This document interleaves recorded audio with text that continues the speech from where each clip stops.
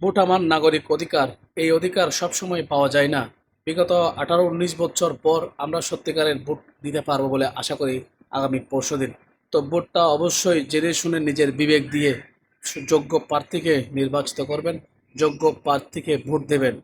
টাকার বিনিময়ে অল্প টাকা খেয়ে নিজের ইমান, নিজের বিবেককে বিক্রি করে দিয়ে দুর্নীতিবাজ, ঋণখেলাপি, অসৎ লোককে নির্বাচিত করে জাতীয় সংসদে প্রেরণ করে নিজের দেশের এবং নিজের ক্ষতি করবেন না।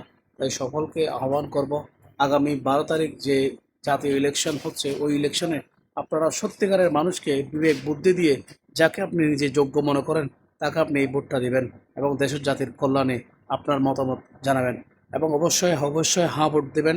হাঁ ভোটের মাধ্যমে দেশ নতুন দিকে এগিয়ে যাবে।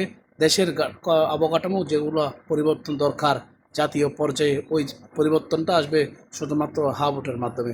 সবাইকে আহ্বান করব, ভোটটা বিবেক দিয়ে দিবেন।